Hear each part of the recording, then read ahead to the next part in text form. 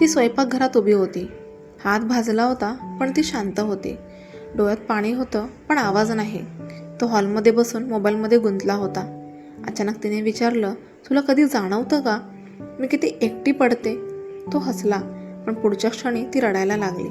आणि ते एका वाक्याने पहिल्यांदाच त्याच्या अहंकाराला नाही तर हृदयाला तडा गेला. अमोल आणि सईचं लग्न खूप साध्या पद्धतीने झालं होतं. ना मोठा हॉल ना मोठा बँडबाजा, फक्त जवळचे लोक, साधा मंडप आणि खूप सच्च प्रेम.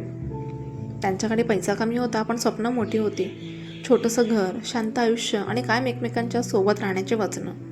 लग्नानंतरचे पहिले काही महिने खरंच सुंदर होते. संध्याकाळी दोघं एकत्र गच्चीवर बसायचे, कधी पावसात भिजायचे, कधी स्वयंपाक करताना नकळत एकमेकांवर पाणी उडवून हसायचे. रात्री झोपण्याआधी दिवसातल्या छोट्या गोष्टी शेअर करायचे. पण हळूहळू आयुष्याची गती बदलली. जबाबदाऱ्या वाढल्या. घर खर्च, EMI, भविष्यातली चिंता. अमोलची नोकरी तणावपूर्ण झाली. तो उशिरा घरी यायला लागला. हातात मोबाईल, कानाला ब्लूटूथ, चेहऱ्यावर थकवा. सई दिवसभर घर सांभाळायची, त्याच्यासाठी जेवण गरम ठेवायची, घड्याळाकडे पाहत त्याची वाट बघायची. तो घरी आला की ती हसून पाणी द्यायची. थकलास ना असं विचारायची, पण त्याचं उत्तर बहुतेक वेळा फक्त खूप काम होतं इतकंच असायचं. संवाद कमी होत गेला.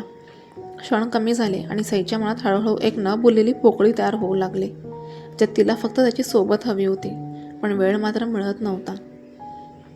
त्या दिवशी अमोल नेहमीपेक्षा जास्त चिडचिडत घरी आला. ऑफिसमध्ये बॉससमोर त्याची चूक नसताना त्याला सुनावलं गेलं होतं. तो थकलेला, त्रासलेला आणि पूर्णपणे गप्प होता. सईने हळू आवाजात विचारलं, जेवण वाढू का? तो चटकन म्हणाला, सतत प्रश्न विचारू नकोस ना. सई आधीच डोकं खराब आहे. ती लगेच शांत झाली. टेबलावर जेवण वाढलं पण दोघांमध्ये शब्द नव्हते, फक्त चमच्यांचा आवाज. जेवणानंतर सई स्वयंपाकघरात गेली. गॅस बंद करताना, गरम कढई हलवताना तिच्या हाताला चटका बसला. ती हलकी सुस्कारा सोडून हात पाण्याखाली धरून उभी राहिली. डोळ्यात पाणी आलं पण आवाज नाही. अमोलने ते पाहिलंच नाही. रात्री बेडवरती त्याच्याकडे पाठ करून पडली होती, तो मोबाईलमध्ये गुंतलेला. थोड्या वेळाने ती शांतपणे म्हणाली, अमोल तुला कधी जाणवतं का मी किती एकटी पडेल ते? तो असंच म्हणाला, तू काय वेड्यासारखं बोलतेस? इतक्या तिच्या डोळ्यातलं पाणी गालावरून ओघळलं. मी दिवसभर तुझी वाट बघते, तुझ्यासाठी सगळं करते, पण तू माझ्याशी 2 मिनिटं मनापासून बोलतोस का? त्या शब्दांनी अमोलच्या हातातला मोबाईल थांबला. पहिल्यांदाच त्याला तिच्या आवाजातला तुटलेपणा स्पष्ट ऐकू आला. पहिल्यांदाच अमोलने मोबाईल बाजूला ठेवला आणि तिच्याकडे नीट पाहिलं. तिचे डोळे सुजलेले, ओले. त्यात राग नव्हता, फक्त थकवा आणि एकटेपणा होता. तो हलक्या तुटलेल्या आवाजात म्हणाला, मी इतका वाईट नवरा आहे का? सईने डोळे पुसले, हळूच मान हलवली. वाईट नाहीस, पण खूप दूर गेलायस. ते एका वाक्याने त्याच्या छातीत काहीतरी खोलवर हललं. त्याला आठवलं, लग्नाआधी तो तिच्यासोबत तासनतास बोलायचा. छोट्या गोष्टी तिचं हसू शोधायचा. तिच्या डोळ्यात दुःख आलं की पहिल्यांदा ओळखायचा. आणि आता तो फक्त पैसे कमावणारा नवरा झाला होता, सोबत देणारा साथीदार नाही. तो शांतपणे तिच्या जवळ सरकला, तिचा हात आपल्या हातात घेतला. चटक्याने लाल झालेली त्वचा पाहून त्याचं मन अधिक पिळवलं. सॉरी. त्याचा आवाज खरंच पश्चातापाने भरलेला होता. सई रडत म्हणाली, मला तुझा पैसा, मोठं घर काही नको. मला फक्त तू हवा आहेस, जसा आधी होतास तसा. त्या क्षणी अमोल पहिल्यांदाच तुटला. अहंकार नाही तर तिचं दुःख पाहून.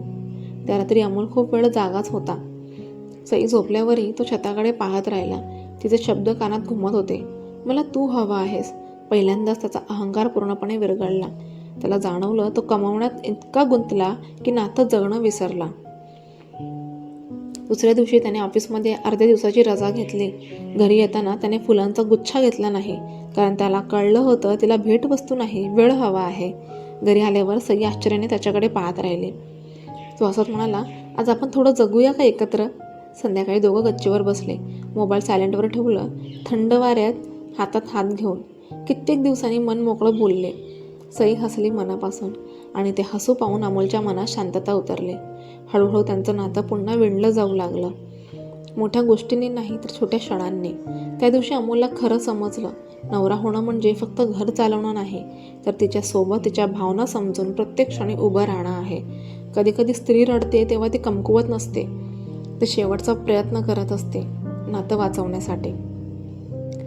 जर ही कथा आपल्याला मनाला भिडली असेल तर व्हिडिओला लाईक करा, आपलं मत कमेंटमध्ये नक्की सांगा आणि अशाच हजबंड वाईफ इमोशनल कथा पाहण्यासाठी चॅनलला सबस्क्राईब करा. कारण खरं प्रेम मोठ्या गोष्टीत नसतं, ते रोजच्या छोट्या छोट्या क्षणात वाढत असतं. पुन्हा भेटूया एका नवीन कथेसोबत. श्री स्वामी समर्थ.